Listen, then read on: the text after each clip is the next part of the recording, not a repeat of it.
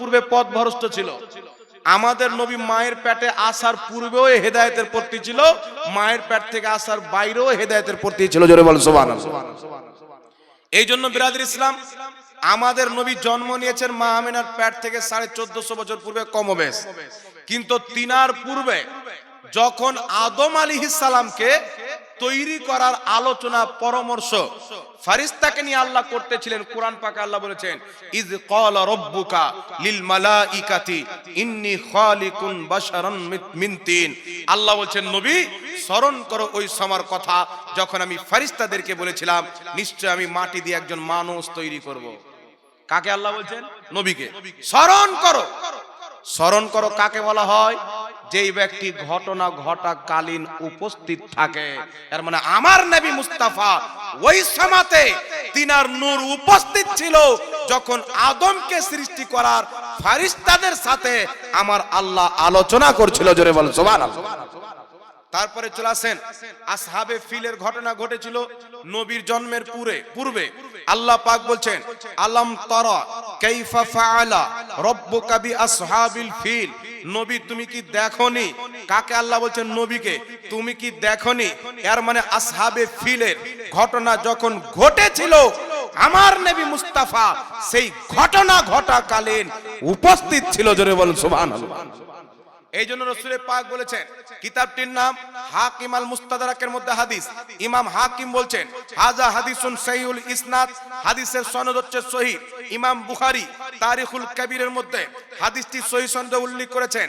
ইমাম তাবরানী মুজামুল কবির লিতাবরানীর মধ্যে হাদিসটি সহিহ সনদে উল্লেখ করেছেন। সাহাবী জিজ্ঞাসা করছেন, ইয়া রাসূলুল্লাহি মাতা কুনতা নবিয়ান, ইয়া রাসূলুল্লাহ আপনাকে নবী কবে বানানো হয়েছে? আপনি নবী কখন থেকে ছিলেন?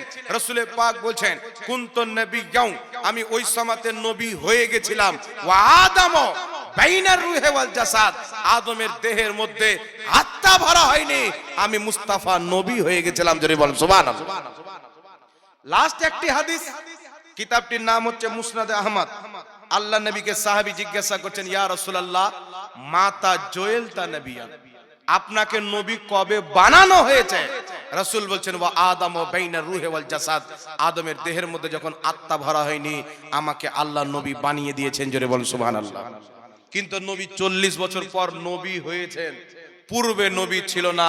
এই মর্মে পৃথিবীর কোন কিতাবে যদি কোনো মৌলবি একটা সহিহ হাদিস দেখাতে পারে 5 লক্ষ টাকা তাকে পুরস্কার দেওয়া হবে। মুসলমান একটা হাদিস, এটা জাল কথা যে নবী 40 বছর পর নবী হয়েছেন।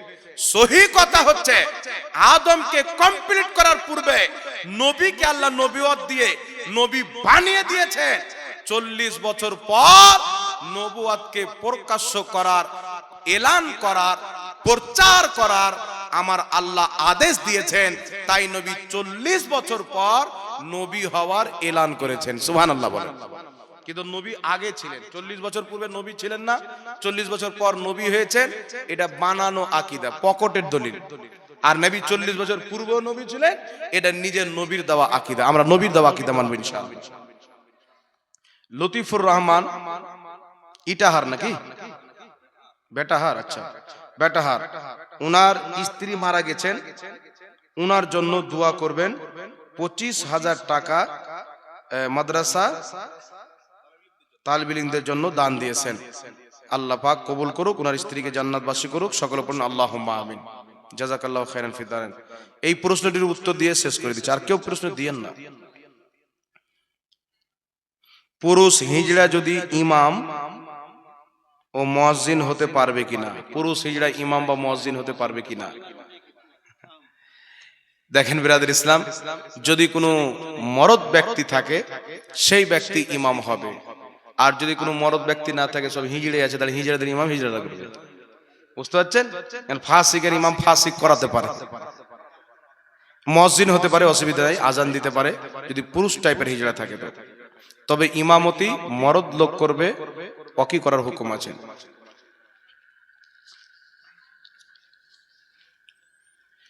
ছেলের বিয়েতে মেয়ের পাশের কাছ থেকে নাকি মেয়ে পক্ষের কাছ থেকে ডিমেন্ড যাবে কিনা, মানে লেওয়া যাবে কিনা, কিছু বাদ দিয়ে লিখেছে। এবং তাদের বিয়ে খাওয়া যাবে কিনা। দেখেন, ডিমের যৌতুক লওয়া হারাম, শুয়ারের মাংস খাওয়ার চাইতে বেশি হারাম। এই জন্য এইগুলো হারাম কাজ বন্ধ করতে হবে। আর যেই বিয়েতে যৌতুক ডিপেন্ড করে টাকা নেওয়া হয়, সেই বাড়িতে বিয়ে খাওয়া যাওয়া থেকে নিজেকে বাঁচাতে হবে, যাওয়া যাবে না খেতে। আইলা হাদিসের দান হানাফি মাদ্রাসায় নেওয়া যাবে কিনা। যদি আহলে হাদিস কোনো ব্যক্তির আকীদা কুফর পর্যন্ত থাকে, সেই ব্যক্তির দান নেওয়া চলবে না। পাবলিক আছেন, বুঝে না, দান দিয়ে দিল, আর দান নিলে কোনো অসুবিধা নাই, মাদ্রাসায় নেওয়া যাবে।